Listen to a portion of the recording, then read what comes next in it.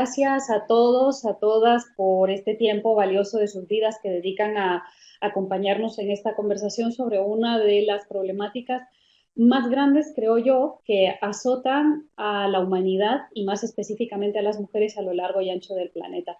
Quiero agradecer al Consejo Nacional de la Judicatura de El Salvador, un país al que adoro, un país hermano de mi país natal, al que llevo en mi corazón siempre, y quiero agradecer también a Ormusa, en la persona de Silvia Juárez, una querida hermana para mí, una feminista que también para mí y en reciprocidad es un baluarte. Ustedes tienen la enorme fortuna de contar con ella en El Salvador y yo creo que ella es parte de esas juristas que significan todos los días una esperanza para fracturar el muro de la impunidad que azota a todas las mujeres y que se eleva entre las mujeres y la justicia.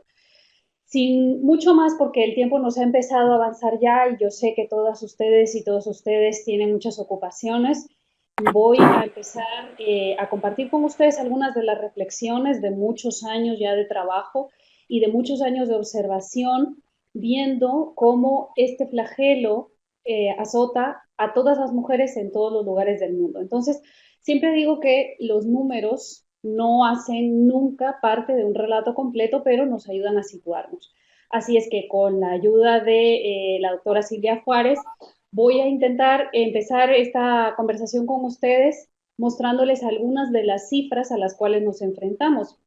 Van a ver ustedes que no solamente vamos a tener algunas cifras de violencia sexual, sino que de Centroamérica, sino que hay cifras de todos los lugares del mundo. Lo que yo quiero conseguir con esto es que ustedes vean precisamente que este es un problema planetario, pero que también puedan darse cuenta de que atravesamos una enorme, pero enorme impunidad que afecta a todos los países, incluyendo aquellos países que hemos dado en llamar países desarrollados. Entonces, voy a analizar con ustedes estas cifras y en paralelo lo que vamos a hacer va a ser explorar en la página web yotecreo.net, que ustedes mismas y ustedes mismos la pueden abrir en su ordenador o pueden ir siguiéndola con nosotras y con nosotros. Yo lo estoy haciendo a través de la doctora Silvia Juárez porque lamentablemente la tecnología siempre nos da problemas y no podemos compartirla en tiempo real ni la puedo manejar yo desde el lugar en donde estoy. Entonces, si ella consigue acceder a la página web, vamos a empezar por ahí, en yotecreo.net, por las cifras. Allí estamos ya en la página, ustedes pueden ver, y luego de ver estas cifras vamos a ir precisamente a esa telaraña que está apareciendo en la pantalla de ustedes, pero antes vamos a ir a las cifras porque es necesario que ustedes, al igual que yo, puedan ver alguna parte, porque solamente es una parte del impacto numérico del problema al que nos estamos enfrentando. Después vamos a avanzar en la conceptualización y en el turno ya de participación de ustedes vamos a tener oportunidad efectivamente de conversar más ampliamente sobre las dudas que puedan tener. Quiero hacer una salvedad antes de empezar con las cifras y es que yo a lo largo de más de 20 años de carrera y de presencia en los espacios feministas, me he dado cuenta de que uno de los obstáculos principales a los cuales nos enfrentamos cuando hablamos de la justicia de género y de aplicar los estándares internacionales de esa justicia de género es la oposición que suele existir dentro de todos los cuerpos estatales e institucionales para hablar de los principios, de los fundamentos y del desarrollo de la teoría feminista. Por eso no me voy a guiar tanto por los conceptos de la teoría feminista, sino que vean ustedes, como yo sé que nos interesa mucho la jurisprudencia, casi toda esta participación la voy a desarrollar con jurisprudencia de altos tribunales internacionales para que podamos analizar cómo ya desde hace décadas se han marcado los caminos y los estándares que debemos seguir para juzgar, para investigar, etcétera, la cultura de la violación y también qué es la cultura de la violación y la violencia sexual misma. Todo esto está dicho ya a través de esa jurisprudencia, entonces vamos a emprender este camino. Vamos para allá. Entonces, en las cifras ustedes, igual que yo, están empezando a leer ya que solo en la Unión Europea, y por eso les decía que quería empezar con esta parte del mundo al que hemos dado en llamar desarrollado, porque en general de otros lugares del mundo es que ni siquiera tenemos todavía cifras. Todavía nos están faltando estudios. Imagínense ustedes que en la Unión Europea este fue un estudio entre 2011 y 2012, que fue uno de los primeros y más reveladores, que marcaba que 3,7 millones de mujeres fueron víctimas de violencia sexual solamente en un año, en ese periodo. 21 millones de mujeres lo han sido antes de los 15 años de edad. Y estos datos, para que me sigan, los proporcionó la Agencia de los Derechos Fundamentales de la Unión Europea, conocida como la FRA o la FRA.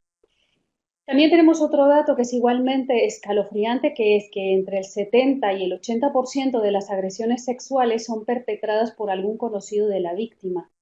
Y cuando más adelante veamos esa telaraña, que es la cultura de la violación, yo me voy a centrar específicamente en estos crímenes, porque aunque es verdad que en países como El Salvador o Guatemala tenemos una altísima cantidad de crímenes de género despersonalizados, es decir, allí donde se pierde el rastro, aparentemente, que unía al perpetrador y a la víctima, sí que es verdad que seguimos las mujeres estando en peligro en ese lugar que es considerado el lugar más inseguro del mundo, que son las casas.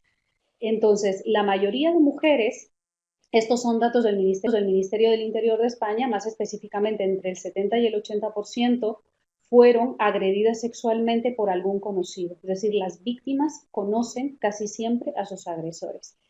En todo el mundo, estos son datos de Naciones Unidas, el 70% de las mujeres que sufren violencia física o sexual la han sufrido a manos de su pareja masculina. En Latinoamérica, y este dato quiero que se queden con él en mente, hemos perdido la pantalla, Silvia. Gracias. En Latinoamérica, solo el 5% de las víctimas adultas denuncia.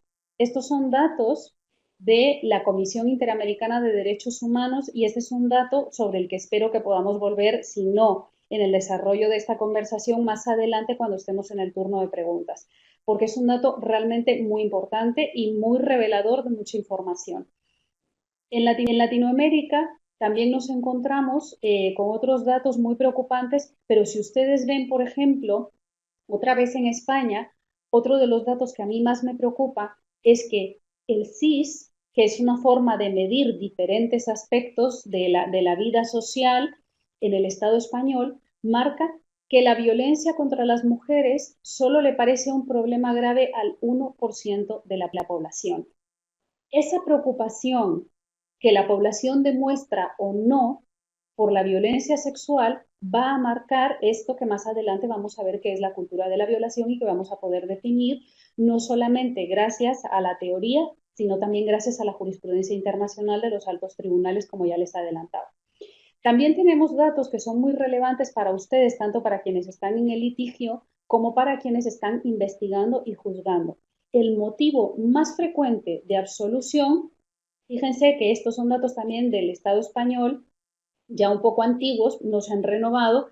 Este dato nos habla de que el motivo más frecuente de absolución, es decir, el 40,1% en denuncias por violencia de género, es la falta de prueba suficiente por constar solo la declaración incriminatoria de la víctima.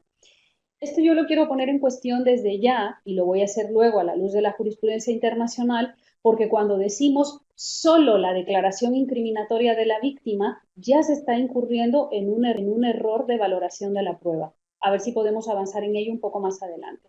Luego, cada vez que hablamos de cultura de la violación, y me quiero anticipar, por esto introduzco este dato, generalmente nos encontramos con el gran problema de las denuncias falsas, el gran problema de la excusa de las denuncias falsas, mejor dicho. Casi siempre cuando hablamos de que se debe creer a las mujeres, credibilidad, concepto en el que vamos a avanzar también luego más adelante, uno de los primeros problemas que encontramos es ¿y qué hacemos con con la enorme cantidad de denuncias falsas que tenemos? Bueno, pues en países donde sí se investigan esas supuestas denuncias falsas, los datos que tenemos es que solamente suponen menos del 0,4%. Esto, según el Observatorio contra la Violencia Doméstica y de Género del Consejo General del Poder Judicial aquí en el Estado español también. Estos son datos de 2016, pero este dato sí es una meseta, porque sí se encuentra en años posteriores y también en esos años posteriores nos hemos dado cuenta de que más o menos es regular la cifra y que sí se puede hablar de una continuidad. El 41,68% de las mujeres que comunican a la policía las agresiones que han sufrido dicen no sentirse satisfechas con el trato recibido. Y aquí tenemos también uno de los grandes pilares que va a sustentar eso, que va a ser la cultura de la violación y que, como les decía antes, vamos a ver qué es un poquitito más adelante. Ahora me interesa mucho que vean las cifras. Tenemos también otro dato, que es que el 47,64% de las mujeres que han sufrido violencia de género, recordemos que la violencia sexual es una de las modalidades de violencia de género es la gran categoría, la violencia sexual es uno de sus apartados. Aducen no haber ido ellas mismas a la policía o al juzgado a denunciar su situación por miedo y por vergüenza. Es muy importante tener en cuenta esta última palabra, la vergüenza, porque vamos a ver cómo funciona y cómo opera en esa cultura de la violación y también vamos a ver qué es lo que dice el derecho internacional sobre las fórmulas que tenemos para desactivar estos mecanismos. Avanzamos un poquitito más hacia abajo, Silvia, por favor.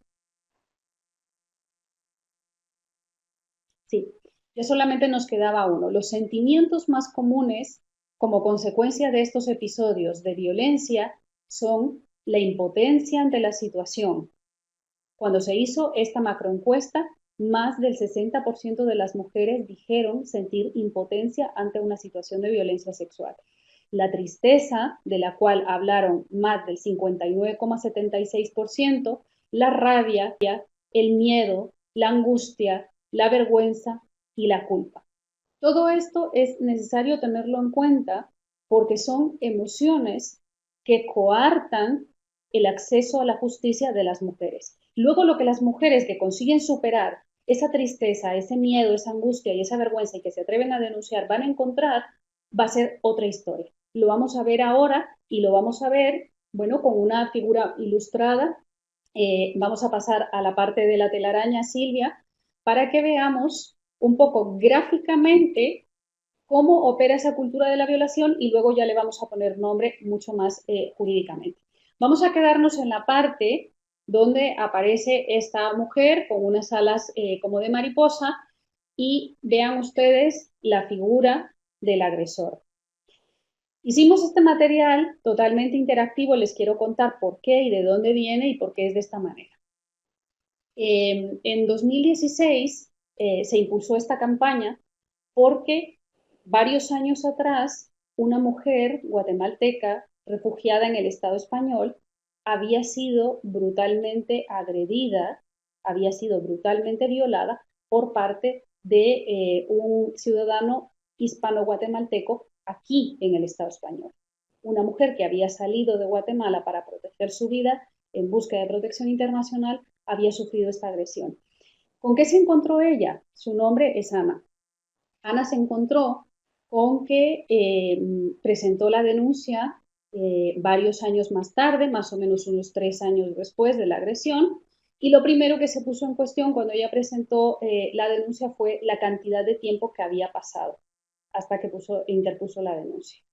Después, una de las supuestas pruebas que presentó en su descargo el acusado fue que Ana hacía parte de esta organización, de la Asociación de Mujeres de Guatemala, era voluntaria y que había participado en marchas, en protestas, y esto la jueza que archiva lo utiliza precisamente en el auto de archivo y la jueza dice que Ana no pudo haber sido violada puesto que había participado en marchas, entonces era plenamente consciente de la violencia sexual, luego no podía haber sido nunca víctima de violencia sexual. Eso y que era una mujer adulta. Entonces, fueron dos de los grandes obstáculos que ella se encontró. Otro de los grandes obstáculos que Ana encontró es que para ella era extremadamente difícil ponerle palabras a lo que había ocurrido, así que se dedicó a dibujarlo. Y dibujó varios libros, alrededor de 10 libros enteros, pero el Estado español dijo que aquello no podía servir como prueba, que ella tenía que seguir el camino tradicional para que fuese valorada y evaluada por un equipo de forenses y que este equipo de forenses luego dictaminaría a ver si ella decía o no decía la verdad. Básicamente el informe forense al final se reduce en que ella demuestra una enorme dificultad para expresarse y que no llora, lo cual para estas forenses sin formación en género significaba al final de cuentas un desapego de la situación de violencia, entonces ellas lo tomaron como una frialdad extrema por parte de Ana, así es que ellas dieron un informe desfavorable. Nadie analizó nunca sus dibujos y es algo de lo que quisiera que veamos también. Pero vamos a volver a la telaraña porque de lo que estamos hablando ahora mismo es de poder definir esa cultura de la violación, qué es, y lo que quería era simplemente ilustrarles sobre por qué llegamos a estos materiales. Y ustedes se preguntarán, bueno, nosotros que somos litigantes, nosotras que somos litigantes o que estamos ya en los altos tribunales, incluso del Salvador, ¿por qué tenemos que mirar dibujos, no? Con todo respeto, señorías, para quienes me estén escuchando, la realidad demuestra que la cultura de la violación sigue siendo una de las grandes incomprendidas de las violencias contra las mujeres porque es todo un sistema que hay que desbrozar, que hay que desgranar. Entonces, si me lo permiten, yo lo voy a hacer de la mano de estas ilustraciones para luego pasar a la jurisprudencia internacional para quienes prefieran esa otra forma, un poco menos pedagógica a veces, pero muy ilustrativa también sobre qué es la cultura de la violación y las herramientas que tenemos para combatirla. Entonces, Silvia, por favor, haz clic sobre la figura de la araña. Entonces, una de las primeras cuestiones que tenemos que tener claras es que en la cultura de la violación hay distintos actores. El primero que vamos a mirar es el agresor.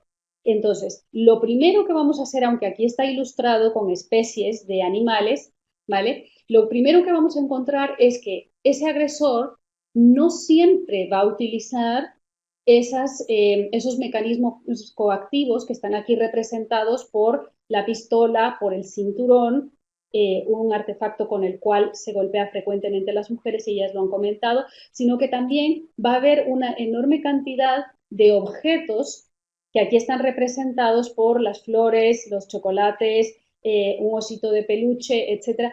Todo eso que hace el imaginario del amor romántico hace parte de la construcción de ese agresor y especialmente del agresor conocido. El agresor desconocido es el que suele violar a la víctima con las armas. No siempre. Por supuesto, esto no es una norma generalizada, pero casi siempre los agresores conocidos van a utilizar unos mecanismos de seducción que hacen parte de eso que llamamos el amor romántico. Entonces, en la cultura de la violación lo primero que tenemos son, evidentemente, lo que después el derecho va a llamar el sujeto pasivo del delito y el sujeto activo. Pero el sujeto activo tenemos que tener muy claro que se ha construido a base de clichés, a base de estereotipos que casi siempre nos han hablado, número uno, de un hombre desconocido de la víctima. Esto es lo primero que tenemos que erradicar de fondo. Ya vimos, según los números, que la mayoría de mujeres conocían o conocen al agresor. Entonces, casi siempre vamos a hablar de agresores conocidos. El otro mito que hay que desterrar es que todas las violencias que preceden a la agresión sexual van a ser violencias letales, violencias extremas, violencias muy fuertes, etc. Hay otros mecanismos para violar mujeres que no tienen que ver con una coactividad extrema, sino con otros lazos de sujeción que pueden ser psicológicos de distintos niveles y que pueden responder a otras situaciones que no necesariamente son el enfrentamiento físico, y esto es importante tenerlo en cuenta. Entonces, allí, haz clic allí, por favor, Silvia. Vale, entonces, En la cultura de la violación, ustedes imagínense que esto es como si estuviéramos haciendo un zoom. Lo primero que hemos visto es quiénes están dentro, clásicamente, dentro de la violación, sujeto activo y sujeto pasivo. Pero lo siguiente que hacemos cuando abrimos estos círculos concéntricos es que nos vamos a encontrar con el entorno cercano o conocido de la víctima. En la cultura de la violación, el entorno cercano hace parte del silencio y de la impunidad y es generalmente allí donde se empieza a fraguar la impunidad del agresor. Porque lo primero que una mujer hace, generalmente cuando es agredida sexualmente, no es ir a una comisaría de policía. Lo primero que hace es contarle a una persona conocida de su confianza, generalmente de su familia o dentro de su círculo de amistades, lo que ocurrió, lo que le hicieron, no lo que pasó, sino lo que le hicieron. Entonces, ese entorno cercano suele ser el primero que guarda silencio y suele ser, especialmente cuando es la familia, el primero que le exige también silencio a las mujeres. Entonces, ese va a ser el primer círculo después del hecho victimizante que se va a cerrar respecto de la víctima y que se va a empezar a abrir respecto de las posibilidades de impunidad para el agresor. Vamos a seguir, Silvia, con la siguiente. A tu izquierda, donde ella aparece rodeada como de tarántulas. Ok, clica allí, por favor. Sí. Ok, si ustedes ven aquí entonces esa telaraña que se va fraguando alrededor de la víctima, ya se convierte para nosotras, según nuestro imaginario simbólico, en un laberinto. Ese laberinto, si puedes bajar un poquito para que se vea todo el laberinto y todos sus actores, eso es. Muchas gracias. No, no, el laberinto. Que se vea, eso es, allí, exactamente, gracias. Entonces, clic otra vez, por favor, para que se pueda desplegar. Entonces, lo siguiente que vamos a tener va a ser ese laberinto institucional. En ese laberinto institucional, si ustedes ven, también hay un imaginario, ese imaginario tiene que ver con la iglesia que está representada allí, porque hay una enorme cantidad de creencias religiosas respecto de la cultura de la violación. Hay, está representado el aparato de justicia, por supuesto, está representado, por supuesto, el aparato de sanidad, está representadas varias instituciones. ¿Qué es lo que nosotras queremos decir con esto? Lo que queremos decir con esto es que después del entorno conocido de la víctima, lo siguiente que nos vamos a encontrar en la cultura de la violación va a ser ese laberinto institucional. ¿Qué comprende ese laberinto institucional? Por supuesto, comprende todas las instituciones educativas, las de salud y principalmente la que nos ocupa ahora mismo, que es justicia. En este laberinto, las mujeres suelen quedar atrapadas y en general no les es posible salir bien libradas de él. ¿Por qué ocurre esto? Bueno, ocurre en bastante medida porque casi siempre que nos acercamos al análisis de cuando las mujeres ya han dado el siguiente paso, que es ir a denunciar, cuando afortunadamente algunas de ellas han conseguido apoyo en el primer círculo o pese a no tener apoyo en el primer círculo, que es el más cercano, ellas van y van a ir a buscar eso que efímera y utópicamente solemos llamar justicia. Esto a pesar de que sabemos bien que la justicia en general no existe para las mujeres. Catherine McKinnon, una conocida pensadora norteamericana, ha dicho durante mucho tiempo que no ha habido tiempos de paz, que las mujeres no hemos tenido tiempos de paz. Y este laberinto lo representa por sistema. ¿Qué va a ocurrir después de ese laberinto? Pues generalmente lo que va a ocurrir después de ese laberinto es que se va, algunos casos, no todos, pero algunos casos se van a mediatizar. Entonces, ustedes pueden ver acá cómo ya se deforma completamente la red y la víctima pasa a ser depredada por los sistemas, por los medios de comunicación. Esto es un círculo que aquí podría cerrarse, pero en realidad lo que hace es reencontrarse nuevamente con el origen de la situación. porque gran parte de esta cultura de la violación está transmitida a día de hoy por los propios medios de comunicación. Es decir, los medios de comunicación no están al final de la cultura de la violación. En muchas ocasiones están al inicio de esa cultura porque a través de ellos es donde los cuerpos de las mujeres son cosificados y esa cosificación, esa objetualización del cuerpo de las mujeres es la que va a dar lugar mucho más adelante a que las mujeres seamos consideradas un objeto, una propiedad. Entonces, esto es muy importante tenerlo en mente porque si ustedes analizan a determinados autores, por ejemplo, a Boaventura de Sousa o a Frantz Fanon, se van a encontrar con que doctrinalmente se ha escrito y se ha hablado mucho sobre la violencia y Boaventura de Sousa, por ejemplo, nos habla de una línea que él llama líneas abismales y en esta línea, imagínense ustedes que es como una frontera, de un lado va a estar el sujeto y esa línea va a marcar el otro lugar donde va a estar el objeto. Simone Weil, una conocida filósofa, ustedes probablemente hayan escuchado sobre ella, decía que la violencia convierte en cosa todo lo que toca. Pero no es solamente la violencia material, es la violencia simbólica. Y gran parte de esa violencia simbólica está ejercida y está producida por los medios de comunicación. Ustedes, igual que yo, han visto por sistema cómo para anunciar un auto, un carro, un coche de lujo, por ejemplo, se suele utilizar el cuerpo semidesnudo o desnudo de una mujer. Ustedes, igual que yo, escuchan las canciones y no estoy hablando de las canciones de reggaetón que pareciera ser que son las que están ocupando el gran foco ahora mismo. No, estoy hablando de canciones que la gente piensa y que canta de manera inocua como Killing Me Softly, por ejemplo, que es un clásico de la música que empieza ya a ser antigua para determinadas generaciones, ¿no? Entonces, a través de la música, de esa música que habla, incluso alguna que es muy común en determinados lugares y en determinados momentos, de autores que hablan de mátalas, por ejemplo, a través de la música repetimos y reiteramos quiénes van a tener socialmente la condición de objeto y quiénes van a tener la condición de sujeto. Entonces, una de las primeras cosas que tenemos que tener totalmente claras es que los medios de comunicación reproducen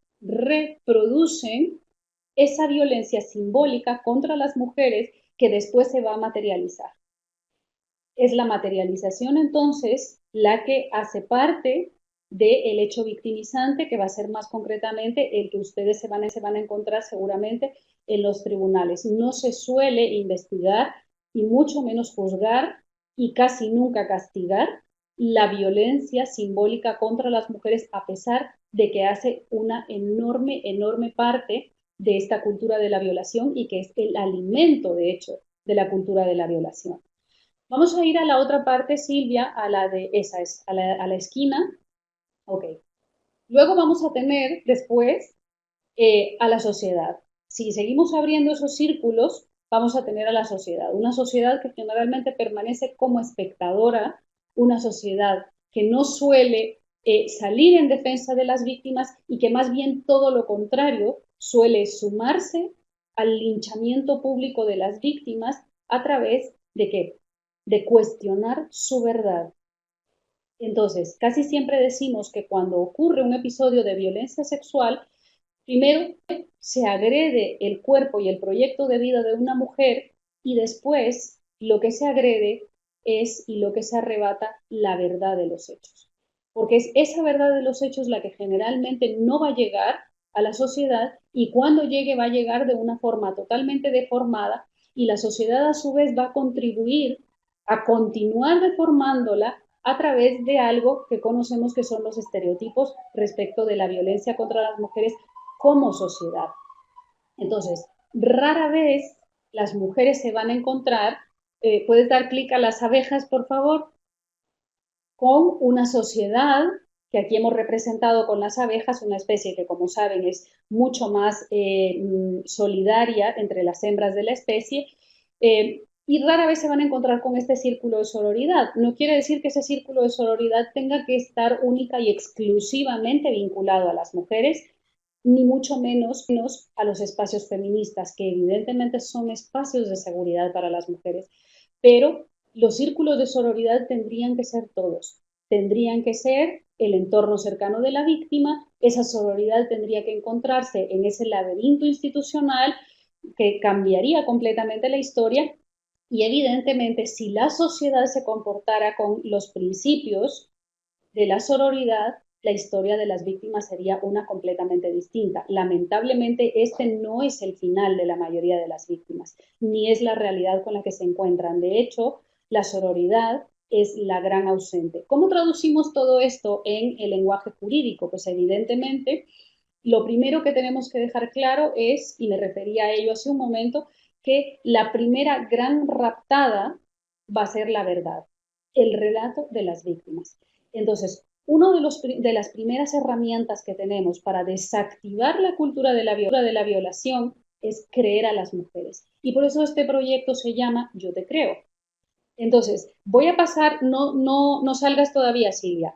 Voy a acercarme ahora y solamente voy a leerles desde acá una definición de la Marshall University Women's Center sobre qué es la cultura de la violación y luego vamos a pasar a la parte de la credibilidad porque sí considero extremadamente necesario antes de pasar a la jurisprudencia internacional que ustedes sí ya tengan algunas herramientas de por qué la cultura de la violación se desactiva creyéndole a las mujeres, creyéndoles a través, ustedes que están en el mundo de la judicatura, de el uso de los estándares que el derecho internacional de los derechos humanos y que la jurisprudencia internacional ya ha marcado. No estoy hablando de un acto de fe con los ojos cerrados en el que se creyera como si de un milagro se tratase. No, estoy hablando de estándares que son obligatorios para los países y de guías que la jurisprudencia ya nos ha brindado desde todo el camino que ustedes pueden ver, el largo recorrido, por ejemplo, de Nuremberg, desde los tribunales de Nuremberg, por ejemplo, hasta la actualidad de los tribunales internacionales, donde se han juzgado crímenes gravísimos, violaciones de derechos humanos gravísimas contra la vida y contra el proyecto de vida de las mujeres a través de violencia sexual que se ejerció de forma sistemática y masiva, pero también tenemos otros altos tribunales que nos han dejado jurisprudencia riquísima y muy enriquecedora para los casos de esa violencia que es la más común y la más cotidiana, que es la violencia que ocurre generalmente por perpetradores conocidos. Entonces, vayamos concretando un poco después de haber hecho este pequeño recorrido por la cultura de la violación y que ustedes vean ya quiénes son los actores y quiénes participan de la cultura de la violación en una primera definición. Les decía que la cultura de la violación es el entorno en el cual la violencia sexual infligida contra la mujer se naturaliza y encuentra justificación tanto en los medios de comunicación como en la cultura popular y en el sistema de justicia. Se perpetúa mediante el uso del lenguaje misógino, la despersonalización del cuerpo de las mujeres y el embellecimiento de la violencia sexual, dando lugar a una sociedad despreocupada por los derechos y la seguridad de las mujeres. Hay un aspecto acá que es extremadamente relevante, el embellecimiento de la violencia sexual. Ustedes, igual que yo, han visto marcas de ropa, y lo digo aquí abiertamente, enormes marcas de ropa de lujo, por ejemplo, Dolce & Gabbana, Chanel, etcétera, que representan sistemáticamente a las mujeres como objetos. Y no solamente las representan como objetos, sino que también las representan como objetos de consumo de hombres cuando no directamente pasan a simbolizar imágenes de una violación en muchos casos colectiva, donde el cuerpo de las mujeres es depredado y supuestamente vendido como algo bello. El embellecimiento de la violencia sexual en Latinoamérica ha tenido una triste y lamentable historia a través, por ejemplo, de las telenovelas que la mayoría de niñas ha consumido. Algunas de las telenovelas más populares tuvieron un inicio, y recuerdo una específicamente cuyo nombre me voy a ahorrar, que empieza con un episodio de una violentísima agresión sexual y luego la víctima se enamora del sujeto que la viola y este agresor luego se convierte en el príncipe azul que por supuesto le va a dar todo lo que las promesas del amor romántico tienen de parado para ellas, ¿no?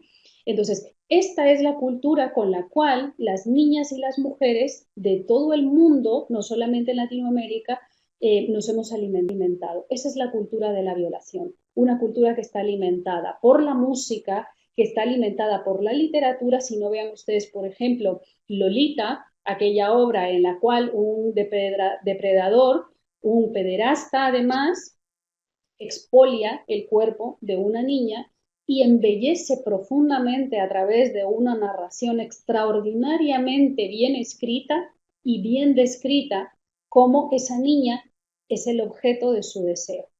Algo que solamente puede estar en el simbólico a día de hoy, porque en ningún lugar democrático, por ejemplo, se atrevería a decir que esto es ilegal.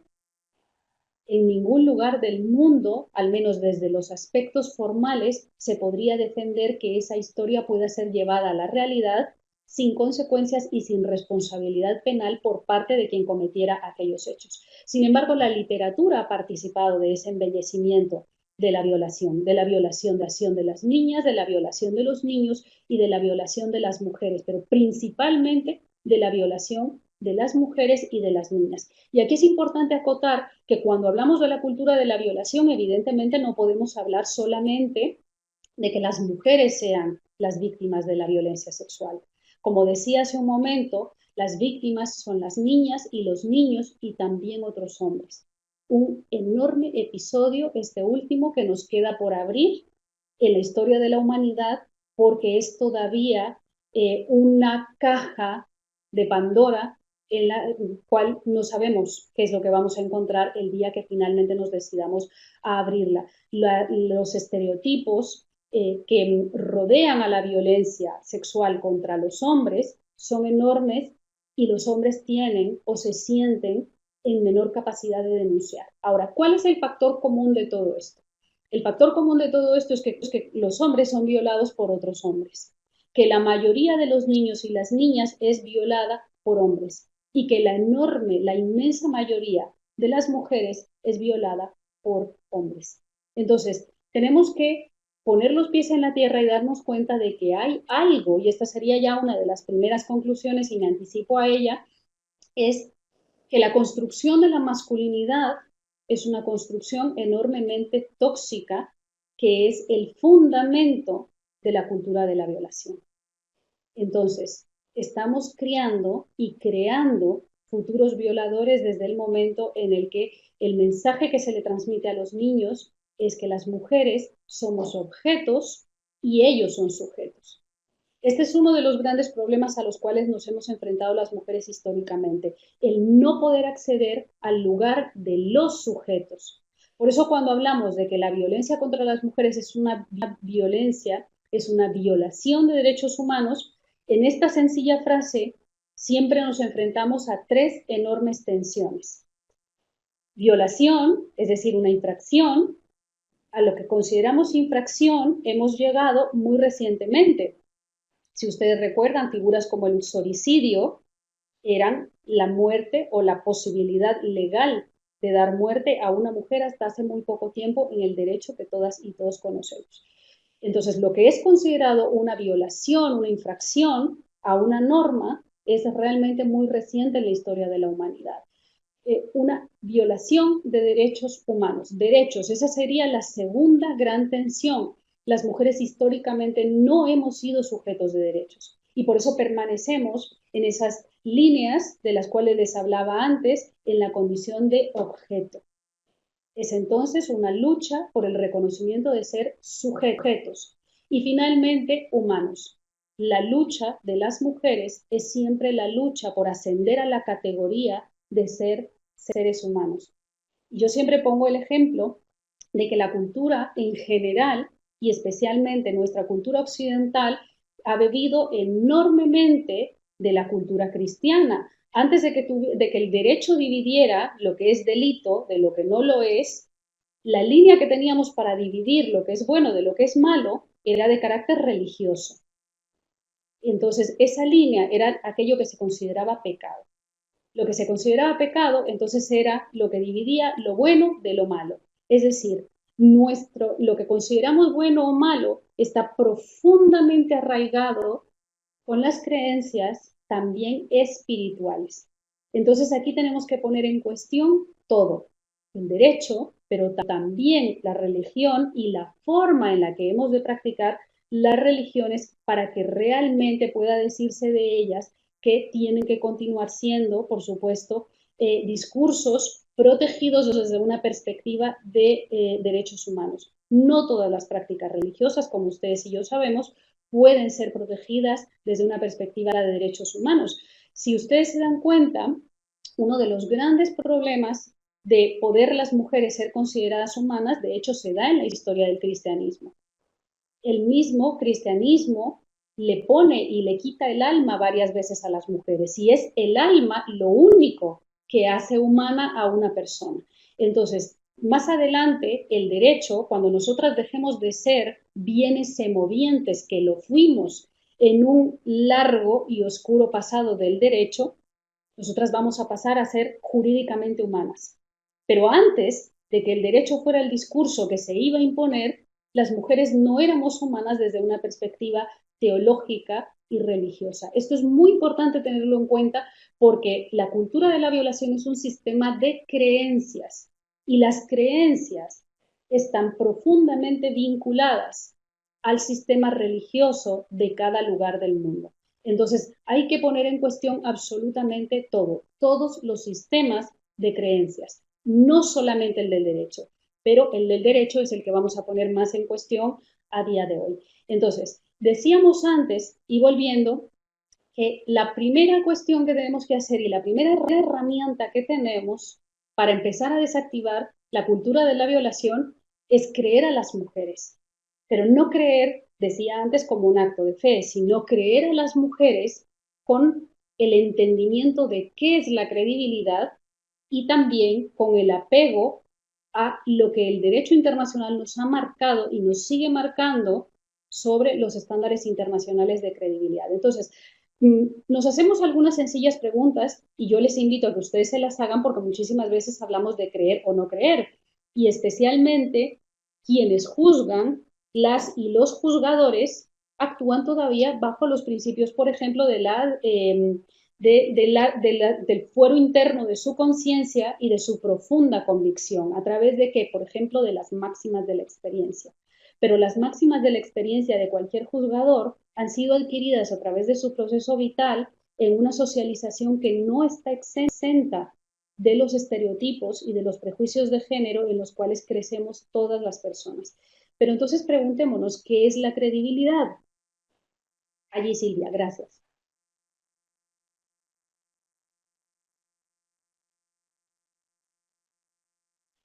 Entonces, respondiendo a esta pregunta de qué es la credibilidad, en términos generales vamos a definirla como un juicio que se realiza por una persona o personas acerca de la verosimilitud de un determinado evento del que no se tiene certeza plena. Entonces, la primera conclusión que tenemos que tener es que la credibilidad se contrapone a certeza. Y de aquello de lo que tenemos absoluta certeza no necesita ser creído. Espero que esta idea se entienda. Que este juicio sea positivo o negativo va a depender del evento que se valora y de que este evento sea afín o no a la manera de entender el mundo de quien o quienes realizan tal discernimiento. Es decir, cuando se nos presenta un relato de hechos, toda la vida vamos a ver si ese relato de hechos se acomoda a lo que tenemos previamente como información y de acuerdo a ese proceso cognitivo vamos a llegar a la conclusión de si esto puede o no ser verdad. Entonces, en la búsqueda de esa verdad, la mente tiende a buscar lo que ya le es conocido. No puede actuar sobre aquello que no conoce. Lamentablemente, lo que generalmente conocemos está guiado por los prejuicios y por los estereotipos que terminan deformando y obstruyendo esos juicios de credibilidad que hacemos. Y aquí me quiero detener un momento en la idea de los estereotipos, porque es importante saber y recordar que están proscritos absoluta y radicalmente por el derecho internacional de los derechos humanos. Sin embargo, este mandato en lo formal tiene una realidad material que es la que es. y es que la mayoría de investigadores, la mayoría de juzgadores, la mayoría de acusadores, y hablo de nuestro sistema penal tal como lo conocemos en Latinoamérica, van a dejarse guiar casi siempre por los estereotipos y por los prejuicios que tengan. En bastante medida debido a qué? A que cuando nos hacemos la pregunta de a quién creemos, pasemos a la siguiente, por favor, Silvia. No, víctimas versus agresores. Sí, sí, esa siguiente. Lo que nos vamos a encontrar es que en una agresión sexual, especialmente cuando el autor es conocido, que ya vimos en las cifras que es la mayoría de las veces, lo que vamos a tener va a ser que generalmente se tiende a creer en la palabra de ellos en detrimento de la palabra de las mujeres. Esto es ancestral. El patriarcado es ancestral y entonces las verdades patriarcales o las pseudo verdades patriarcales que se han ido instituyendo a lo largo de los siglos han marcado que la palabra de los hombres va a tener preferencia siempre sobre la palabra de las mujeres. De hecho, si ustedes recuerdan, dentro de la cultura popular, y la cultura popular ya hemos dicho que alimenta la cultura de la violación, lo que generalmente tenemos es, resumido en un dicho muy, muy popular, es eh, palabra de hombre. Nunca hemos escuchado que para sellar pactos sociales que incluyen honor, honorabilidad, verdad, certeza, etcétera, todos atributos buenos, considerados socialmente buenos o socialmente valorados, nunca hemos encontrado jamás que se diga palabra de mujer. Entonces, cuando se contraponen dos relatos, el de los agresores y el de las víctimas, estamos educadas y educados, nuestra mirada está educada para poner en tela de duda el relato de las mujeres y tender a creer en el relato de los hombres. Entonces, tenemos preguntas frecuentes como ¿por qué no tuvo más cuidado? ¿Por qué no gritó más fuerte? Luego vamos a ver qué dice la jurisprudencia sobre esto. ¿Por qué no le dijo antes que no? ¿Por qué confiaba tanto en él o por qué confiaba en ellos? Esta es una pregunta, además muy tramposa, porque si hemos dicho que el lugar más peligroso del mundo para las mujeres suele ser la casa, estamos hablando de un lugar de confianza, un lugar donde lo que se expolia y lo que se rompe y de lo que el agresor se aprovecha es precisamente de las relaciones de confianza. ¿Qué trataba de conseguir o qué trata de conseguir denunciando? Si ya le había ocurrido una vez, por ejemplo, en el caso de delitos continuados, porque vuelve y un interminable, etcétera. Entonces, creer o no a las víctimas definitivamente tiene que ser un proceso que empiece por deshacernos de todos los prejuicios. Eso es extremadamente complejo, yo lo sé, porque significa renunciar a toda la socialización que tenemos desde que somos niñas y desde que somos niños. ¿Cómo renunciar a esa socialización? Como no todas las personas están dispuestas a leer sobre teoría de género, de hecho es bastante denostada, como no todas las personas están dispuestas a estudiar sobre feminismos que están también muy denostados, pues entonces mi invitación en el ámbito de la justicia es que sigamos lo que dice la jurisprudencia internacional al respecto. Voy a seguir solamente con una última de estas preguntas, en la de palabra de mujer, porque generalmente lo que nos encontramos es que decir que no es suficiente. Por eso yo no quiero, ahora que pasa la jurisprudencia, hablar con ustedes excesivamente del consentimiento. Porque el consentimiento es verdad que es fundamental y que es un elemento esencial de la valoración de los hechos, pero generalmente lo que ha marcado el consentimiento del disentimiento es la palabra no. Ahora, la pregunta acá es, ¿realmente un agresor cree a una mujer cuando dice que no? Hemos visto ahora que, que la palabra de las mujeres está sistemáticamente desvirtuada. Entonces es muy difícil pedir a las víctimas que hayan dicho que no y que ese no además sea creído. De hecho, la mayor parte de las mujeres, cuando nos hemos acercado a las macroencuestas, han dicho de una u otra manera que no. Y por eso es que ahora en algunos lugares del mundo, en España más específicamente, se ha trasladado este debate a la idea de solo sí es sí, porque ya nos hemos dado cuenta de que incluso cuando las mujeres se niegan, incluso cuando las mujeres dicen que no, ese no está extremadamente devaluado, porque la palabra de las mujeres en la mente masculina, pero en la mente patriarcal masculina, está total y absolutamente devaluada. Entonces, decir que no nunca va a ser suficiente. No se puede entonces luego valorar un testimonio, no se puede valorar la conducta de las mujeres solamente con que hayan dicho que sí o que no. Bueno, quisiera entonces pensar, pasemos a la presentación, por favor, Silvia, que ustedes han tenido más o menos rápida y esquemáticamente una idea de qué es la cultura de la violación y que hayan podido entender que de ella participamos todos y todas y que participan todas las expresiones sociales que ustedes puedan encontrarse. Las expresiones culturales, de hecho, son las que más profunda mella hacen. Dentro de las expresiones culturales tenemos todas las espirituales, todas y cada una de ellas, las artísticas, y el arte generalmente se ha destacado también por embellecer, por perdonar y en muchas ocasiones por fomentar la cultura de la violación. Entonces, aquí tienen un gráfico un poco desconfigurado, pero vamos a pasar a la siguiente. Aquí estaban solamente los datos de la organización a la que pertenezco y los míos, pero vamos a pasar a la siguiente. Eso es. Vamos a recordar qué era ese concepto de la cultura de la violación. Recordemos que la cultura de la violación es el entorno en el cual la violación sexual infligida contra la mujer, contra las mujeres, se naturaliza y encuentra justificación tanto en los medios de comunicación como en la cultura popular y también en el sistema de justicia. Vamos a ver ahora más en profundidad esto del sistema de justicia. Se perpetúa mediante el uso del lenguaje misógino, la despersonalización del cuerpo de las mujeres, el embellecimiento de la violencia sexual del que estábamos hablando ahora mismo, dando lugar a una sociedad despreocupada por los derechos de las mujeres y también por su seguridad. Entonces, sobre este recordatorio vamos a avanzar un poco para ver la cultura de la violación y algunos conceptos, algunos tipos y algunos aspectos procesales según la jurisprudencia internacional de varios altos tribunales. La siguiente, por favor.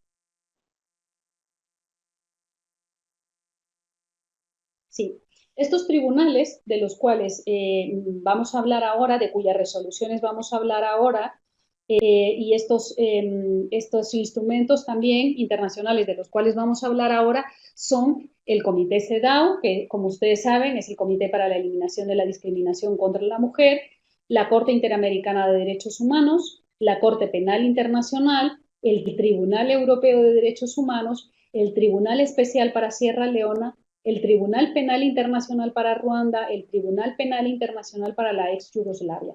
Este es el recorrido que yo les propongo que hagamos ahora para que veamos distintos aspectos de la violencia sexual que han conformado esa cultura de la violación que vamos a ir viendo en qué se traduce ahora en el lenguaje jurídico. La siguiente, por favor, Silvia. Ok. Vamos a ver algunas definiciones y aquí quiero ir al caso J versus Perú, según la Corte Interamericana de Derechos Humanos. Quiero antes comentarles que todo este compilado de jurisprudencia pertenece a un documento que todavía no es público, así que les estoy haciendo un anticipo. Más adelante les voy a hacer llegar el documento completo. Este compilado de jurisprudencia lo trabajó el letrado Arsenio García Cores para Naciones Unidas y para la OEA, y tuve la fortuna y el honor de poder asesorarle en la elaboración. Así es que hemos extraído este inventario de jurisprudencia que yo creo que va a ser muy útil para todas ustedes y especialmente para las personas que están litigando y como un mandato y una guía para quienes estén investigando o quienes estén juzgando. Entonces, vamos a verlo todo, como les decía, a la luz de resoluciones. Entonces, ¿qué es la violencia sexual? La violencia sexual, dice la Corte Interamericana en este caso, que se configura con acciones de naturaleza sexual que se cometen en una persona sin su consentimiento, que además de comprender la invasión física del cuerpo humano, pueden incluir actos que no involucren penetración o incluso contacto físico alguno. Esto hay que tenerlo absolutamente claro, porque casi siempre se ha hablado de la violencia sexual o se ha hablado más concretamente de la violación como un acto que sí o sí tiene que involucrar la penetración o algún contacto físico. Vemos entonces que el concepto que la Corte utiliza es un concepto muy amplio, el concepto de violencia sexual, y es al que tenemos que atender porque además es la Corte, es nuestra Corte para la región. La violencia sexual, dice el Tribunal Penal Internacional para la ex Yugoslavia, que se configura como cualquier acto de naturaleza sexual que es cometido sobre una persona bajo circunstancias coercitivas.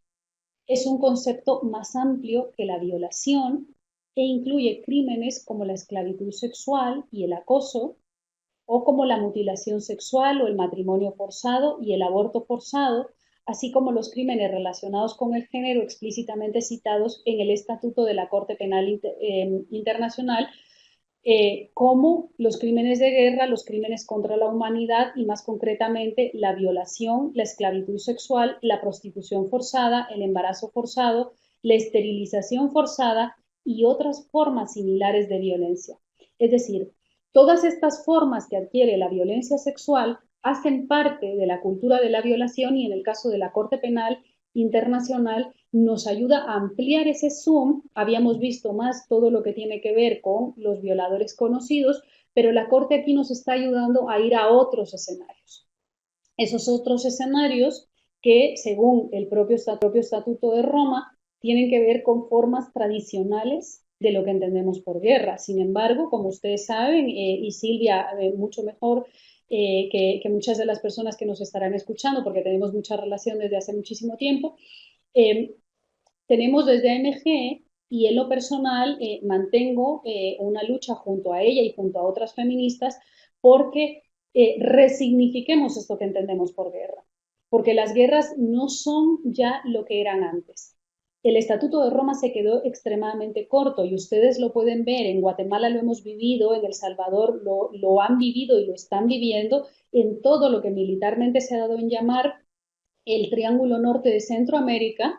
Lo que vamos a encontrar son nuevas formas de guerra para las cuales no tenemos derecho o no tenemos derecho internacional. En foro doméstico tenemos algunas normas que nos pueden servir, pero la sistematicidad de estos crímenes y la forma de estas violencias, y más concretamente de esa forma de violencia sexual, tienen que proyectarse y tienen que mirar hacia otro lugar, hacia ese lugar histórico que ha sido la guerra. Les decía que la guerra ya no es lo que era antes. Si ustedes recuerdan, la guerra antes, en su concepto tradicional, era un espacio en el que los hombres tenían la enorme amabilidad, la enorme deferencia de matarse murallas afuera de la ciudad. Lo que pasa es que esta es la historia del siglo XIX para atrás. Las guerras del siglo XX y las del siglo XXI, de hecho, se han cebado contra la población civil desarmada no combatiente, que en su mayoría está significada por las mujeres, por los niños y por las niñas, con lo cual este concepto reducido de guerra no nos sirve. Tenemos que empezar a hablar de esas nuevas modalidades de la guerra y lo que hace en estas definiciones y estos conceptos es ayudarnos a ver hacia dónde tendríamos que proyectar los nuevos tipos penales y por eso prefiero este concepto amplio y no uno reducido de lo que es la violencia sexual, porque aquí estamos hablando de cuestiones que pareciera que en América Latina nos fuesen ajenas, pero no es así. Por ejemplo, la mutilación genital es algo que está también en América Latina. El matrimonio forzado lo tenemos a lo largo y ancho de la historia de las maras y de las pandillas en todos los lugares de América Latina donde las tenemos.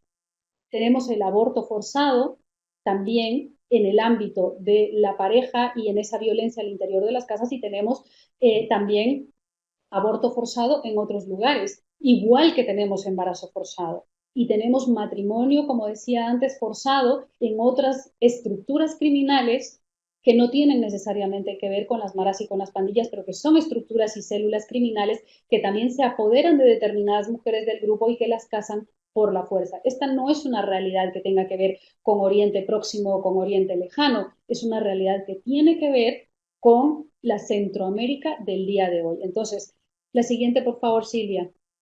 Vamos a avanzar en seguir con estos conceptos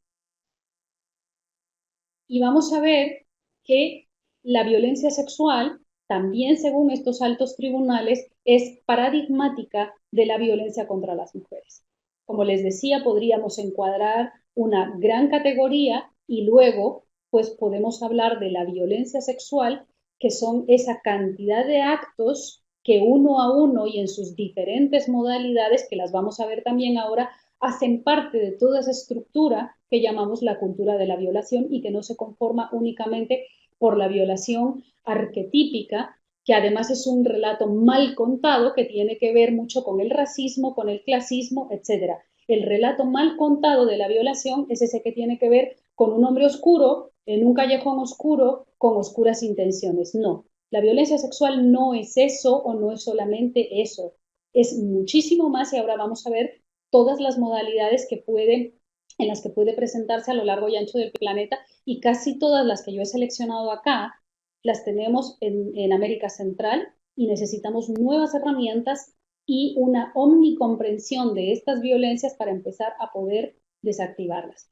Entonces, la violencia sexual, dice también la Corte Interamericana de Derechos Humanos, y ojo que esta es una resolución muy importante porque es en el caso del mozote, un caso que a la mayoría de ustedes seguramente les suena bastante. La violación sexual constituye una forma paradigmática de violencia contra las mujeres cuyas consecuencias incluso trascienden a la persona de la víctima. Y esto no lo decimos las feministas, para quienes no sean demasiado proclives a la doctrina que va sentando el feminismo. Esto lo está diciendo la Corte Interamericana de Derechos Humanos desde 2012. Una corte que es verdad que respecto de otras cortes internacionales se ha caracterizado por ser muy progresista, pero que las feministas saben que no se ha caracterizado necesariamente siempre por incluir en su pasado reciente el enfoque de género. Sin embargo, vean ustedes cómo ya construía un discurso que nos sigue sirviendo a día de hoy para iluminar qué es la violencia sexual y aquí ya nos habla de algo absolutamente importante, que es que las consecuencias trascienden a la persona de la víctima. La cultura de la violación se alimenta del terror que cada caso produce, porque si ustedes se dan cuenta, cuando una mujer es violada en una calle determinada, el resto de mujeres ya no queremos transitar por esa calle. Y este efecto diseminador del terror que genera la violencia sexual es parte de esa cultura de la violación. El violador se sabe impune precisamente porque las mujeres seguimos teniendo miedo y porque ese miedo se alimenta de la fragilidad crónica del Estado para dar respuesta a una violencia que aunque le ocurra a una mujer, como bien dice acá la Corte, trasciende cognitivamente al resto de las mujeres, es decir, afecta a todas las mujeres. Las mujeres, en este caso indígenas, ya ven cómo la Corte lo empieza a trasladar ya en esta resolución a otro lugar. Que fueron objeto de violencia sexual por parte de agentes del Estado el día de la masacre y que sobrevivieron a la misma, continúan padeciendo sufrimientos por estas agresiones. Estas mujeres se perciben como estigmatizadas por sus comunidades y han sufrido por la presencia de los victimarios en las áreas comunes de sus municipios. Además, la impunidad en la que permanecen estos hechos ha impedido que las mujeres participen en los procesos de justicia. También, resolución de la Corte Interamericana de Derechos Humanos, masacre de Plan de Sánchez. Este es de 2004. Y ya la Corte apuntaba, cuando en un momento en el cual el discurso feminista todavía no era tan fuerte como es a día de hoy, y sin embargo la Corte, guiándose por fundamentos del derecho, que no necesariamente, insisto, eran feministas, pero sí tenían una carga ya de defensa de los derechos humanos de las mujeres, hablaba del estigma que las mujeres sienten.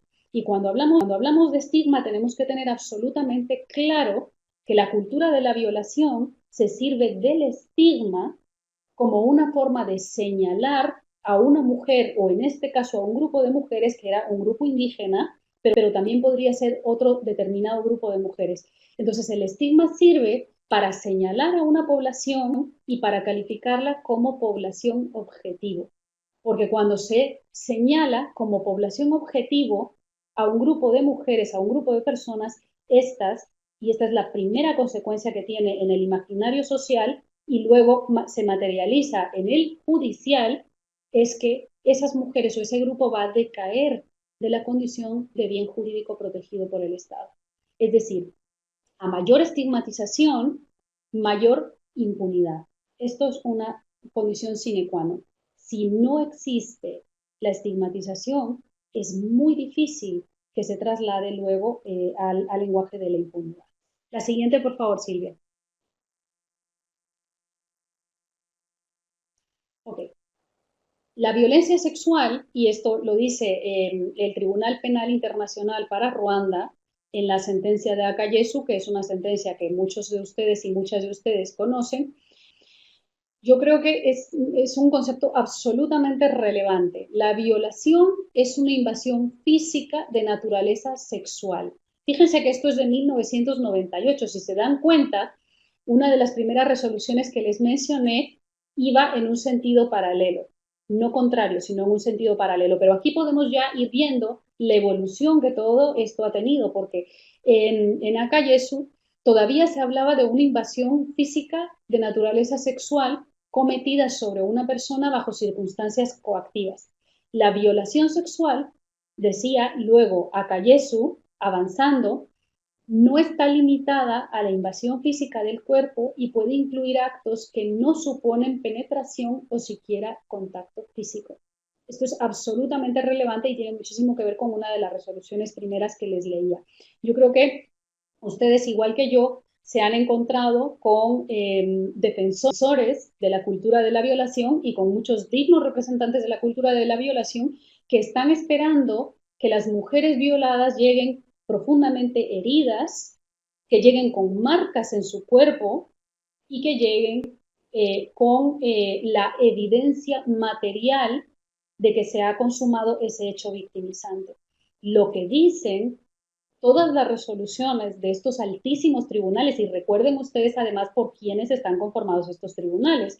Estos tribunales suelen estar conformados por altos magistrados de distintos países. Entonces no podemos hablar de que esto es esa inexistente ideología de género. No, esto es algo que se ha estado construyendo desde hace décadas y es una jurisprudencia absolutamente consolidada que nos dice todos los días que sí puede existir una invasión física, pero que no necesariamente, sí o sí, va a haber una penetración. Esto es algo que es muy importante y muy relevante tener en cuenta. Ok, vamos a seguir. Ok, la violencia sexual, por ejemplo, vamos a seguir ampliando nuestro zoom cuando ya la vemos en los conflictos armados, pero mi invitación inicial era a que cuando hablemos de conflicto armado, no piensen ustedes que estamos hablando, por ejemplo, del conflicto armado interno que hubo en El Salvador. Intentemos también mirar bajo este prisma las nuevas modalidades de conflicto armado que hay a día de hoy en el propio Salvador, que las tenemos. La violencia sexual en los conflictos armados es una táctica de guerra. Es decir, las guerras han sido otra vez, reproductores, unos entes reproductores de la cultura de la violación. De hecho, hasta hace muy poco tiempo se pensaba que la violación era un efecto colateral de la guerra, un efecto secundario de la guerra. Se daba por asumido que las mujeres en contextos de guerra íbamos a tener la condición de objeto siempre y que toda guerra tenía que incluir y el derecho incluso perdonar esas violencias sexuales. Entonces es una táctica de guerra para humillar, para dominar y para infundir miedo sobre las víctimas, sus familias y sus comunidades. Tenemos que entender entonces que cuando se admite y se fomenta la cultura de la violación, estamos asumiendo que en los conflictos armados, esa violación que existe en los espacios más microsociales va a empezar a utilizarse como una estrategia de sometimiento de toda la comunidad, de la comunidad en su conjunto. En términos generales, dice la Corte Interamericana, en el caso Rosenda Cantú y otras versus México, la violación sexual, al igual que la tortura, esto tenemos que tenerlo en mente, violencia sexual como tortura, persigue, entre otros, los fines de intimidar, degradar, humillar, castigar o controlar a la persona que la sufre. Es decir, doblegar la voluntad de la persona que sufre la violencia sexual.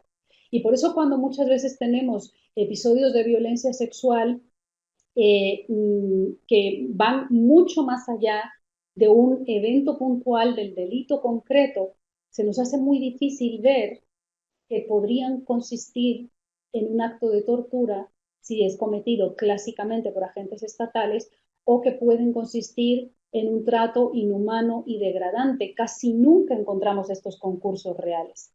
Si ustedes se dan cuenta, difícilmente llegan a buen puerto los casos que son típica y arquetípicamente de violencia sexual. Es muy complejo presentar porque existe mucha desinformación todavía y muy extendida la inaplicación de los estándares internacionales que los altos tribunales nos han ido marcando de cómo presentar los casos como casos de tortura o como casos de tratos inhumanos y degradantes en caso de que se presentara la tortura entre particulares. Pero tenemos que darnos cuenta de que ya no estamos hablando solamente, como decía antes, de esa violencia sexual entre un sujeto X. No, tenemos que empezar a integrar al Estado como un agente de la cultura de la violación y no solamente como un agente por omisión, como puede ocurrir en el caso de la impunidad, no, sino que tenemos que integrarlo como un agente por comisión porque activamente el Estado, a través de sus agentes, ha instituido, reproducido y recreado la cultura de la violación. Continuemos, por favor. La siguiente, por favor. Vale. Durante los conflictos armados, no, perdón, una atrás, Silvia. Sí, durante los conflictos armados internos e internacionales, las partes que se enfrentan, continuando con lo que estábamos hablando antes, utilizan la violencia sexual contra las mujeres como un medio de castigo y también de represión. Esa forma de humillar al enemigo en el cuerpo de las mujeres. La utilización del poder estatal para violar los derechos de las mujeres en un conflicto interno, dice la Corte Interamericana de Derechos Humanos, además de afectarles a ellas de forma directa, puede tener el objetivo de causar un efecto en la sociedad a través de esas violaciones y dar un mensaje o lección, así como un medio simbólico para humillar a la parte contraria. En el caso también de la masacre de Plan de Sánchez, la Corte Interamericana dijo que en Guatemala la violación sexual de las mujeres fue una práctica del Estado, ejecutada en los contextos de las masacres y dirigida a destruir la dignidad de las mujeres, y esto es fundamental a nivel cultural, social, familiar e individual.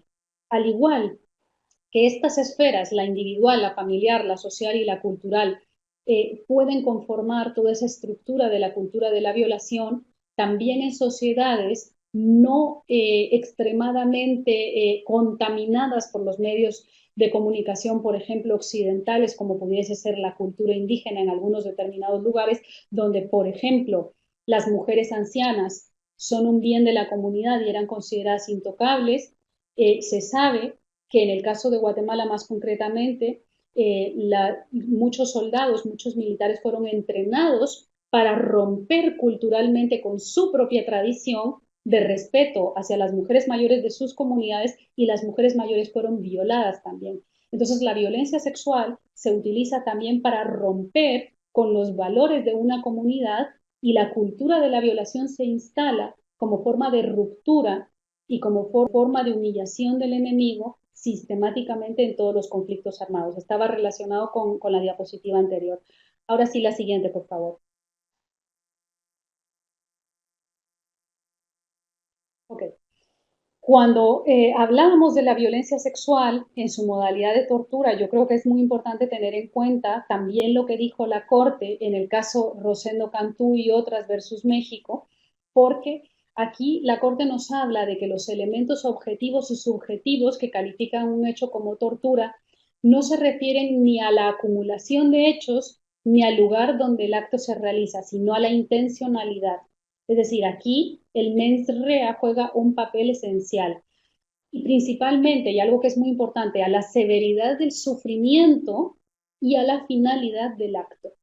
Casi siempre, cuando se investigan o cuando se juzgan crímenes de violencia sexual, no se tiene en cuenta la severidad del sufrimiento. Y lo que la Corte está ordenando aquí, en este caso a México, es que tenga en cuenta el sufrimiento de las mujeres, es decir, el efecto, los efectos que la violencia sexual tiene y no solamente el hecho mismo de la violencia o de la amenaza de la violencia. No solo los hechos cometidos por la fuerza o los hechos amenazantes de la fuerza, sino las consecuencias que esa amenaza de la fuerza o que la fuerza ejercida puede haber tenido sobre el proyecto de vida de las mujeres.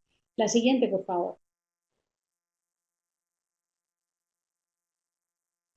Cuando hablamos del delito de esclavitud sexual, esta es una jurisprudencia bastante vieja, empieza a ser vieja ya porque es de 2009, tenemos más de 10 años de tenerla y por eso el lenguaje probablemente les empiece a sonar a ustedes un poco obsoleto, porque el derecho evoluciona y a pesar de que ya en ese momento marcaba unos estándares muy elevados del tratamiento de la esclavitud sexual, otra de las formas que adquiere la violencia sexual en la cultura de la violación, vamos a encontrarnos con algunos términos que probablemente les suenen a ustedes anacrónicos porque están muy superados a día de hoy, afortunadamente. En el caso de la esclavitud sexual, nos dice el Tribunal Especial para Sierra Leona, que sentó una jurisprudencia muy importante sobre este extremo, que está conformada por dos elementos. El primero es que el acusado ejercía alguno o todos los poderes inherentes al derecho de propiedad. Esto es lo que a mí me resulta especialmente anacrónico, hablar de derecho de propiedad sobre una persona o personas, es decir, el elemento típico de esclavitud. Y un segundo elemento que es que la esclavitud supuso la comisión de actos sexuales, es decir, el elemento sexual. El derecho de propiedad sumado a los actos sexuales nos darían la esclavitud sexual. Sobre esclavitud sexual, por ejemplo, tenemos ahora, como ustedes saben, en foro doméstico, una resolución que en mi opinión es patrimonio de la humanidad y que deberían leerse todas las personas que integren el sistema de justicia y todos los y las litigantes, que es la sentencia del caso Sepursarco. Esta es una sentencia absolutamente ejemplar que describe punto a punto cómo distintos hechos dieron lugar a una sistematicidad de crímenes que luego se juzgaron por el derecho interno como crímenes contra los deberes de humanidad. Les invito de verdad a que la conozcan porque es una sentencia absolutamente histórica, pero absolutamente paradigmática de la reparación, uno de los elementos claves que no sé si vamos a tener tiempo de tratar en el día de hoy, pero sobre reparaciones, por favor atiendan a Sepursarco en foro doméstico en Guatemala. Dice el Tribunal Penal Internacional para la ex Yugoslavia que la carencia de consentimiento no tiene que ser probada por el fiscal como elemento del tipo. Y ojalá que esta parte quedase absolutamente clara para quienes son juzgadores, para quienes están investigando, pero principalmente, como se dice acá, para la parte acusadora, al menos en nuestro continente, porque ya saben que el Ministerio Fiscal tiene funciones distintas, por ejemplo, acá en España pueden ser relativamente distintas, pero en nuestros estados, donde las fiscalías asumen también la investigación y la acusación, es absolutamente importante que se tenga en cuenta este elemento jurisprudencial que marcó el Tribunal Penal para la ex Yugoslavia. La carencia de consentimiento no tiene que ser probada, no es ese el elemento de prueba que el fiscal debería buscar.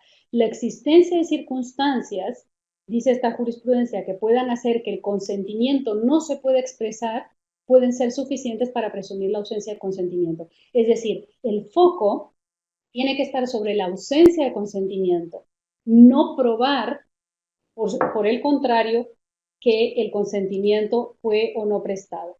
Creo que esa es una idea básica y que se entiende de manera bastante simple con este parrafito. La siguiente, por favor, Silvia.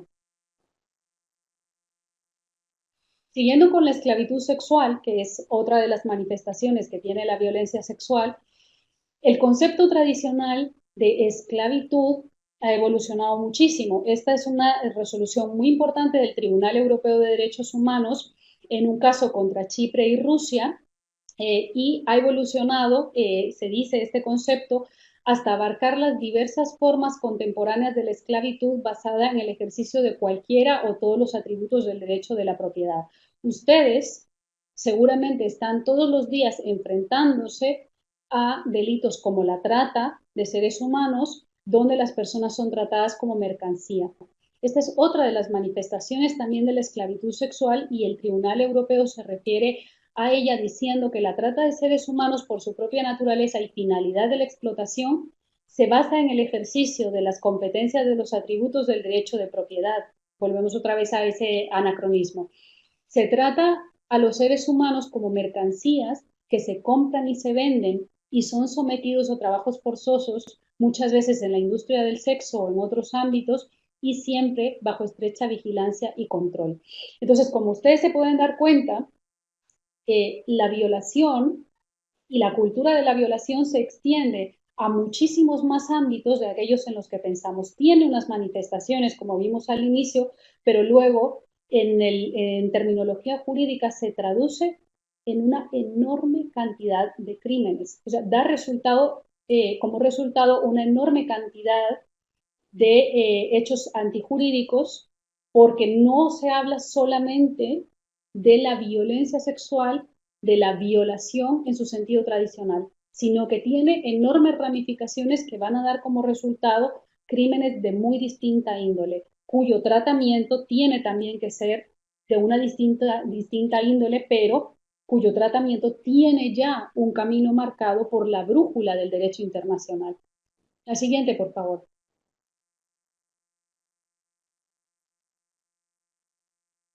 Ok. Otra de las manifestaciones que tiene la cultura de la violación se da, y lo habíamos hablado ya antes, en el matrimonio o en la convivencia forzada, o sea, el matrimonio forzado y la convivencia forzada. Nosotras en la Asociación de Mujeres de Guatemala tenemos y estamos asesorando jurídicamente varios casos precisamente de mujeres que provienen del Salvador, que fueron algunas de ellas amenazadas por personas que pertenecen a distintas células criminales, no solamente a las maras y a las pandillas, sino a distintas células del crimen organizado y que fueron amenazadas por el hecho, por ejemplo, de no querer convivir o no querer ser pareja o no acceder sexualmente a estos criminales. Tenemos el caso más concreto, por ejemplo, aunque luego espero que el tiempo me alcance para hablar de eso que se ha mal llamado las violaciones correctivas. Tenemos el caso, por ejemplo, de una mujer, ya les decía, de origen salvadoreño, eh, y hay un criminal que se encapricha de ella, él quiere que ella conviva con él, cuando ella le presenta la negativa, él se dedica a espiarla y a vigilarla sistemáticamente, y cuando descubre que ella tiene una pareja femenina, la captura junto a otros criminales y la encierran en un lugar e intentan prenderle fuego. Entonces, esta mujer está ahora mismo aquí en el Estado español y uno de los argumentos que utilizamos en la búsqueda de su estatuto de asilo es precisamente el delito de convivencia forzada en el grado de tentativa. Entonces, la cultura de la violación tiene también esta dimensión que se refuerza ya por una sistematicidad que sería la convivencia. Aquí el Tribunal Especial de Sierra Leona también sentó una jurisprudencia importante en la cual nos menciona que el autor, mediante sus palabras o su conducta, a través de aquellos actos de los que es responsable, obliga a una persona por la fuerza o con la amenaza de la fuerza o de la coerción a servir como cónyuge, provocando en la víctima un sufrimiento mental grave, así como lesiones físicas, mentales o psicológicas. Esta sería, por ejemplo, un delito continuado de violencia sexual que se da en concurso con otro delito que podría ser el del matrimonio forzado. No pueden disolverse y tenemos que tener suficiente perspectiva para ver que allí donde los matrimonios sean acordados, forzados, etcétera, no puede existir consentimiento pleno de las mujeres. Y esto se da a día de hoy en muchas comunidades indígenas. Esto no es patrimonio de Sierra Leona, es el Tribunal Especial el que sienta la jurisprudencia, pero tenemos muchos casos en toda Centroamérica, en todo el mundo, diría yo, de matrimonios forzados, donde el delito al que tenemos que mirar es el que se produce con esa convivencia forzada, que es un delito de disponibilidad permanente del cuerpo de las mujeres para el hombre que decide convivir de manera forzada con él. La siguiente, por favor.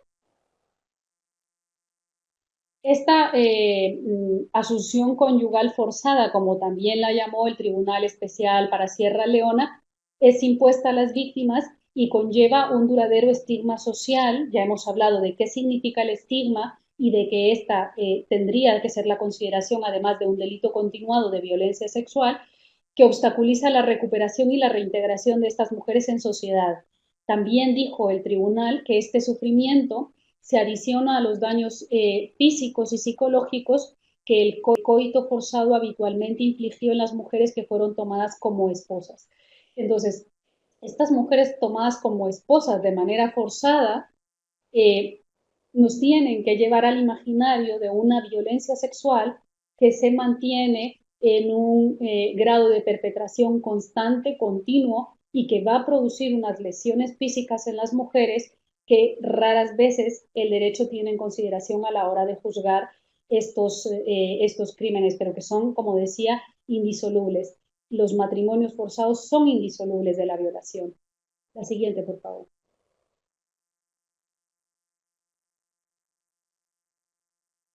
Entonces, frente a esto, decía antes que la única solución que se ha encontrado es hablar del consentimiento pleno.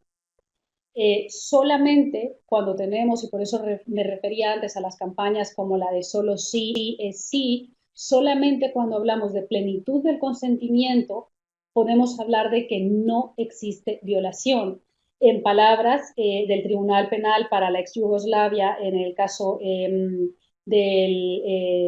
Kunarak, el tribunal marcó que para que no exista violación, el consentimiento debe ser dado voluntariamente como resultado de la libre voluntad de la víctima, evaluada en el contexto de las circunstancias existentes. Es decir, todo lo que ahora, por ejemplo, los tribunales en España están dando en llamar la intimidación ambiental, es un factor que debe ser tenido en cuenta. No se puede considerar consentimiento libre el consentimiento brindado por una persona bajo efectos de intimidación ambiental. Pero esto ya lo había dicho desde 2001 este tribunal especial. También el Tribunal Europeo de Derechos Humanos, refiriéndose al consentimiento, dice que en la jurisprudencia y en la teoría legal es la falta de consentimiento, no la fuerza. Esta es una idea central, la que es considerada el elemento que constituye el delito de violación. En muchas ocasiones, y esto también lo repito porque ya lo dije antes, lo que se quieren encontrar los juzgadores, lo que quieren encontrar los investigadores, incluso lo que quieren encontrar algunos y algunas forenses con carencia de formación, es el uso de la fuerza, un elemento coactivo suficiente para doblegar la voluntad de las mujeres. El Tribunal Europeo de Derechos Humanos ha sido claro diciendo que es la ausencia del consentimiento y no esa coactividad la que se convierte en el elemento central que va a constituir el delito de violación. Esto es fundamental, esta es una idea clave. De hecho, si esta idea se comprende, realmente vamos a avanzar significativamente en la investigación y también en el juzgamiento de los crímenes de violencia contra las mujeres, y esta sería una de las esperanzas para poder trabajar en contra de la cultura de la violación, porque la cultura de la violación es arquetípicamente alimentada por la impunidad.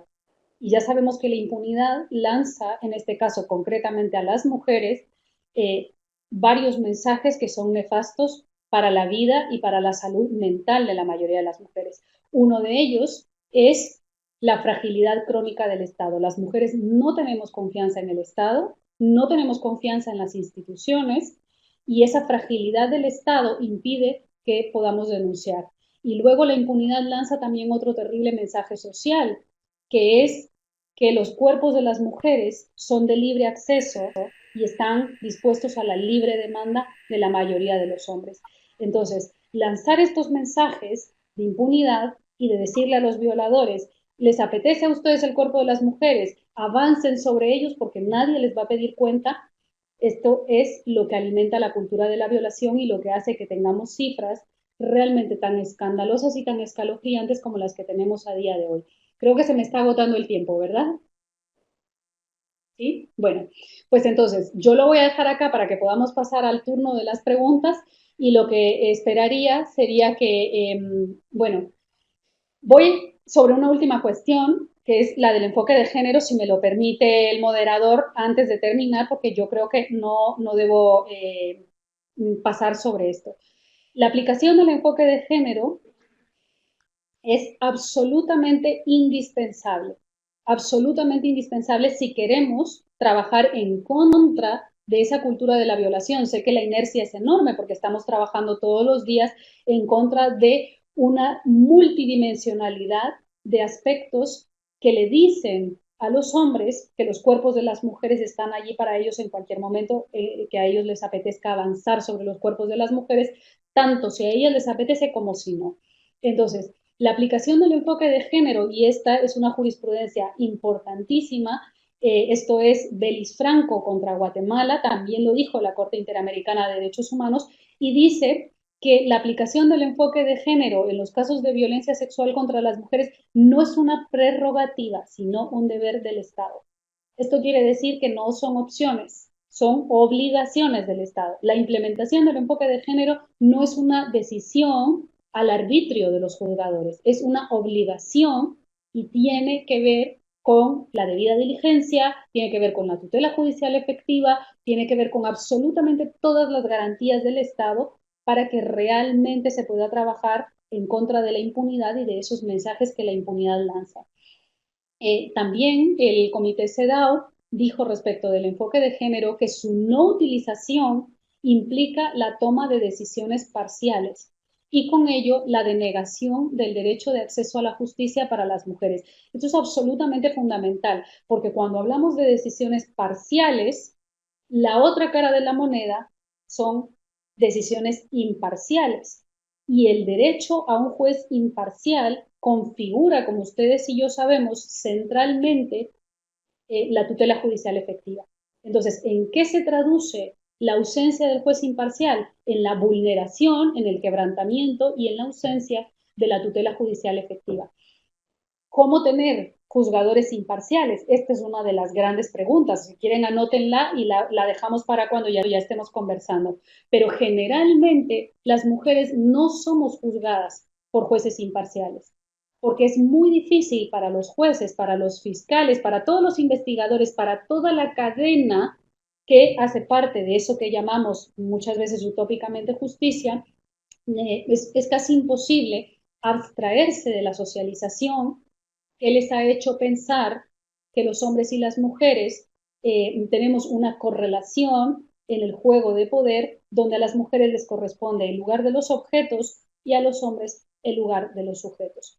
Dice también la Corte Interamericana, y esto es en el caso Gutiérrez Hernández contra Guatemala, que la presencia de estereotipos y prejuicios de género evidencia la ausencia de la aplicación de enfoque de género. Es decir, todos los estereotipos y todos los prejuicios que sean lanzados en una resolución automáticamente van a implicar la infracción y van a implicar la vulneración del deber de la aplicación del enfoque de género en todo el proceso y en todo el curso de la investigación y del juzgamiento de la resolución final de cualquier caso.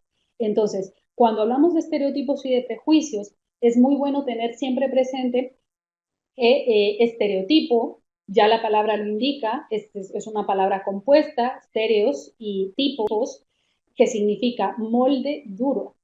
En esos moldes preconcebidos es donde conseguimos casi siempre encajar.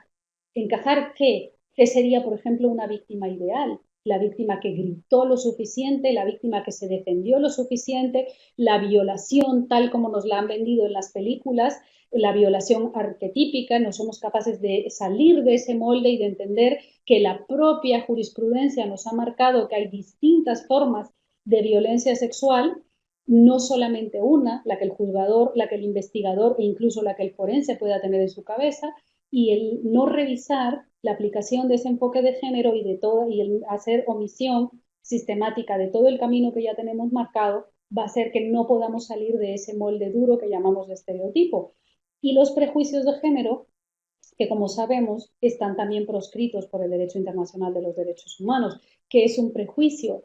Pues esto es bastante sencillo de resumir diciendo que sobre todas las cuestiones de la vida podemos aplicar juicios. Pero cuando aplicamos un prejuicio, este puede ser positivo o negativo. Generalmente, cuando se aplican, en los casos de violencia sexual, se aplican estereotipos negativos contra las mujeres, casi siempre. Y por eso empecé esta conversación con ustedes marcando que lo primero que se secuestra después, por supuesto, del proyecto de vida de las mujeres, después de vulnerar su indemnidad y su integridad sexuales, es la verdad. Porque la verdad de las mujeres es la que queda en entredicho cuando se prejuzga. Así que quiero invitarles a que no vayan necesariamente a otras teorías. Tenemos suficiente, pero suficiente doctrina jurídica marcada a través de las resoluciones, tenemos suficiente jurisprudencia. Si ustedes no son demasiado afectos a la teoría de género, tienen una obligación de todas maneras marcada por los distintos tratados internacionales a los cuales se ha obligado el Estado salvadoreño. Solamente con la aplicación de estos tratados internacionales. Gracias, gracias.